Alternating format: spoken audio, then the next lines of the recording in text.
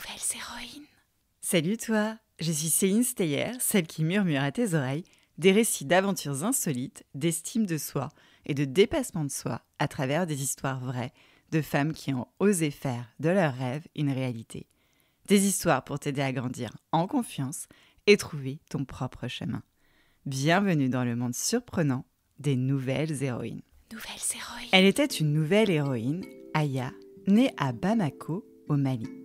Un pays à l'ouest du continent africain, entre l'Algérie au nord, la Mauritanie à l'ouest et le Niger à l'est. L'histoire que je vais te conter commence le 10 mai 1995. Quelques jours après l'élection à la présidence de la République française de Jacques Chirac et quelques semaines avant l'apparition d'une épidémie de choléra au pays d'Aya. La maman d'Aya est griotte. Non, rien à voir avec la cerise sur le gâteau. Au Mali, un ou une griotte est une conteuse magique, une gardienne des histoires anciennes et des chansons de son peuple.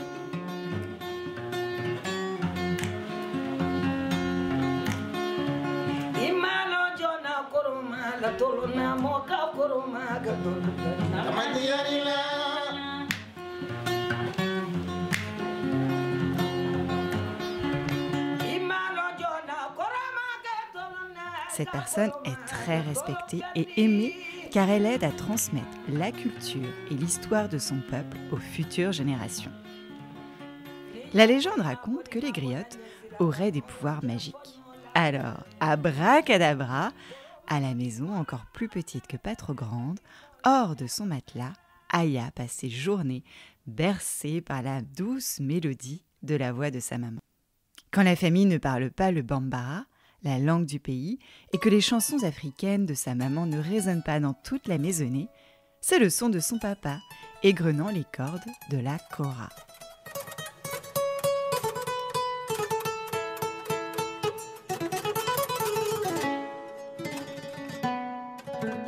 Pour imaginer une kora, tu prends une grande harpe avec une longue tige verticale et une grosse calebasse en bas. Cette calebasse sert de caisse de résonance et est souvent recouverte de peau d'animal, comme une peau de chèvre, pour amplifier le son des cordes. Aya, elle est née d'une fratrie de 5 enfants, avec 3 petites sœurs et un petit frère. Et très vite, la famille d'Anyoko quitte Bamako pour s'installer à Aulnay-sous-Bois, dans la cité des 3000.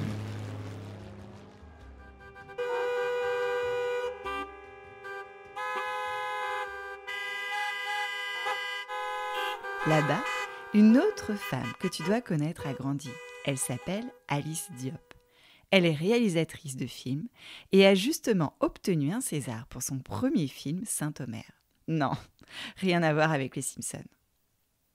Le soleil chaud et les champs africains ont donc été remplacés par le ciel gris et le froid parisien. Dans sa chambre, Aya fredonne les paroles de ses idoles dont les posters tapissent les murs, comme Amel Bent et Laurie. Je n'ai qu'une philosophie, être acceptée comme je suis. Malgré tout ce qu'on me dit, je reste le poing levé. Pour le meilleur comme le pire, je suis métisse mais pas martyr. J'avance le cœur léger, mais toujours le poing levé. Lever la tête, bomber le torse, sans cesse redoubler Un jour, d'efforts. encore à l'école primaire, l'institutrice d'Aya convoque ses parents. Est-ce parce qu'elle a de mauvaises notes ? Non. Est-ce parce qu'elle est insolente ? Non plus. Est-ce qu'elle est méchante ? Mais non. Madame, monsieur, ce n'est plus possible. Aya ne fait que chanter toute la journée et écouter de la musique sur son baladeur. Faites quelque chose. Prévient une institutrice pas très mélomane. Les parents sont abasourdis, mais ne sont pas si surpris que ça par son comportement. Allez, à la bonne heure, madame l'institutrice. Comportement, bah ouais. J'ai dit comportement, bah ouais. Je suis dans mon comportement, bah ouais.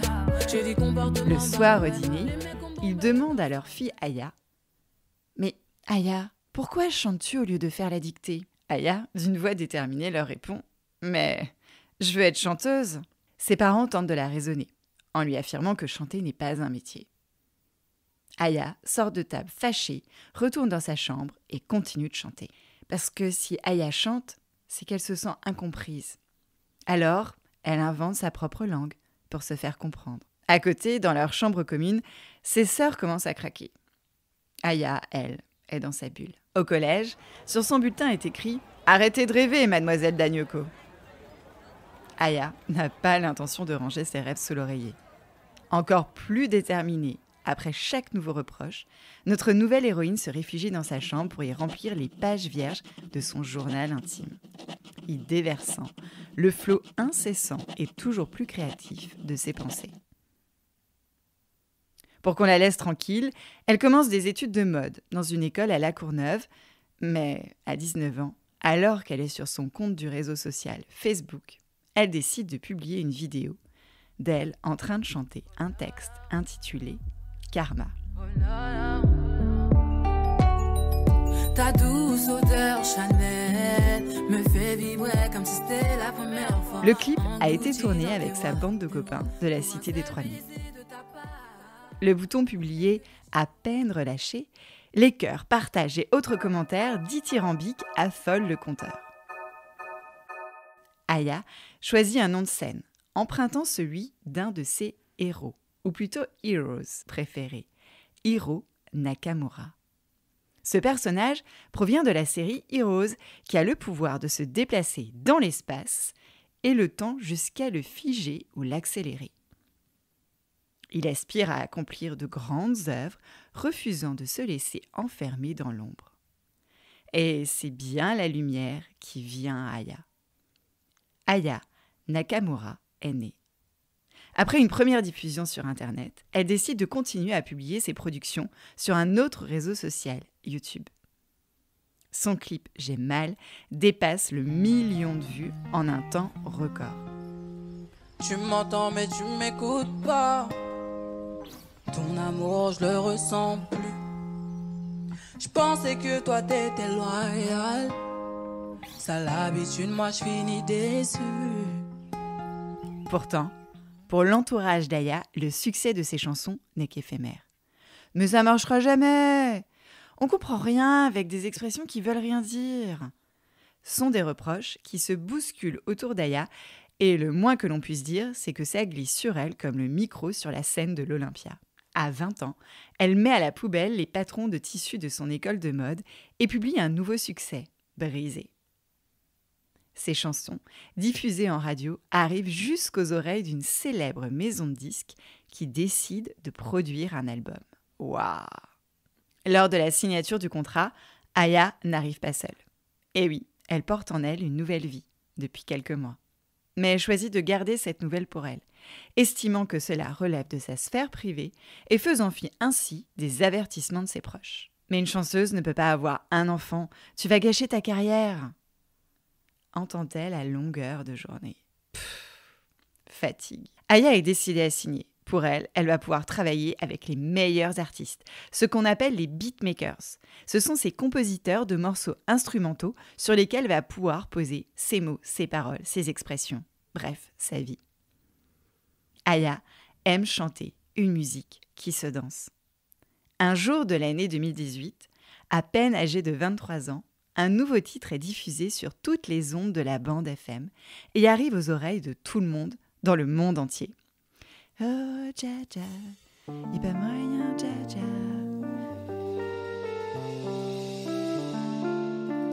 Aya Nakamura, oh yeah. Elle a pas pimé qui pas ça. J'entends les bails atroces en moi. À ce qui paraît, je te cours après. Mais ça va pas, mais t'es taré, ouais.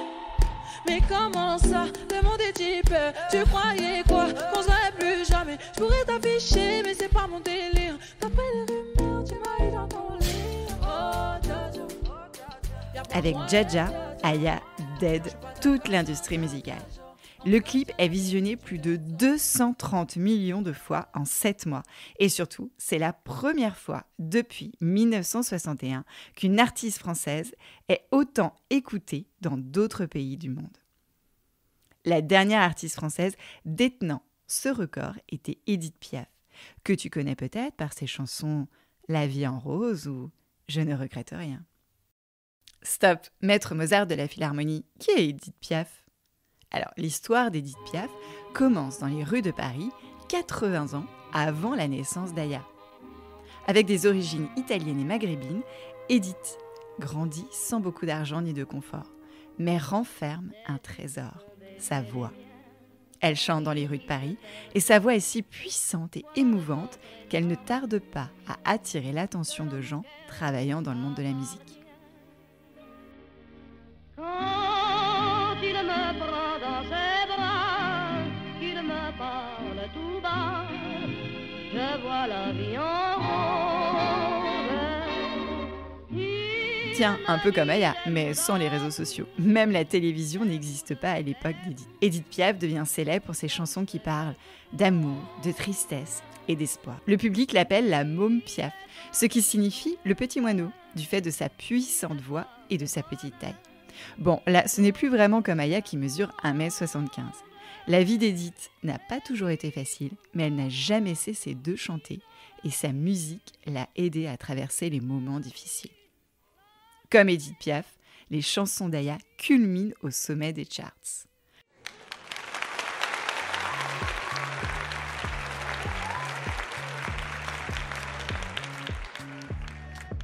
Sur les bancs de l'école, les jeunes filles collent des photos de leur nouvelle idole sur la couverture de leur cahier. Quand la cloche sonne la fin des cours, ces mêmes filles murmurent Dja, Pouki ou copine devant les murs gris du bahut. De l'autre côté de l'Atlantique, les stars Rihanna et Madonna dansent sur ces chansons et clament leur admiration pour celle qui devient l'artiste française la plus écoutée au monde. En novembre 2021, elle est la première femme noire française à faire la couverture du célèbre magazine de mode Vogue Paris, après la top modèle Naomi Campbell en 1986. Plus puissante qu'elle-même, avançant dans les salles du château de Compiègne, qui rappelle Marie-Antoinette au château de Versailles dans le clip Pouki, et encore plus forte avec ses milliards de vues sur YouTube, Aya chante sur scène et semble indétrônable. Mais quelque chose qu'elle ne maîtrise pas se passe au-delà du top 50 et des salles de concert. Quand elle est invitée sur les plateaux télé, les présentateurs écorchent son nom. D'autres dénoncent qu'on ne comprend pas les paroles de ses chansons, qu'elle ne parle pas français ou la langue de Molière, ou encore qu'elle devrait mettre un fond de teint plus clair pour dissimuler sa peau noire. Aya veut juste chanter une musique qui se danse. Aya le sait. Depuis qu'elle est arrivée à la Cité des 3000 à Aulnay-sous-Bois, une jeune femme noire doit se préparer à affronter les critiques. Et une artiste ne peut pas plaire à tout le monde. Ainsi, lorsque les critiques fusent, Aya préfère se réfugier chez elle, entourée de sa famille et de ses filles. Là, elle continue de chanter, perpétuant la culture de ses ancêtres maliens. Parce qu'au fond, Aya se voit dans le miroir de celle qui a été toujours sa source d'inspiration, sa maman. Comme elle, Aya est une griotte. Elle aime tisser les récits, raconter des histoires qui relient le passé au présent, en chantant l'essence de son héritage et tout simplement, la vie est belle en Aya Nakamura. Une femme libre qui assume qui elle est avec son propre langage de Pouki dans le side. Oh, Dja, y'a pas moyen, Dja. J'suis pas ta catin, Dja, genre, en katana, baby, tu détailles. Oh, Dja. Alors, chère nouvelle héroïne, l'histoire d'Aya doit te rappeler l'importance de rester fidèle à tes racines tout en étant ouvert aux nouvelles cultures. La valeur de la persévérance face aux défis et le pouvoir de suivre ta passion. Aya enseigne aussi l'importance de la confiance en soi et de l'authenticité dans un monde où il est facile de se conformer aux attentes des autres. Alors, reste toi-même, assume qui tu es et n'écoute que toi. Nouvelles héroïnes. Voilà, c'était l'histoire ou le début de la grande histoire d'Aya Nakamura. Je tiens à dédicacer cette histoire à Lisa, Alix et Marie qui ont laissé un super message sur les plateformes d'écoute Spotify et Apple Podcasts. Merci les filles. Si toi aussi, tu veux que je te dédie une histoire, parle-en autour de toi, à ton école, et demande à tes parents, aux grands frères et grandes sœurs de mettre 5 étoiles et un avis sur ta plateforme d'écoute préférée. Je compte sur toi. Si tu as aimé cette histoire d'Aya, tu aimeras les histoires de Wendy Renard, Souba Brunel, Louane, Taylor Swift, Cynthia Brown, Angel ou encore Clarisse Abegdenu et Simone Biles. Alors, abonne-toi pour ne pas rater une nouvelle histoire chaque mercredi. Nouvelles héroïnes.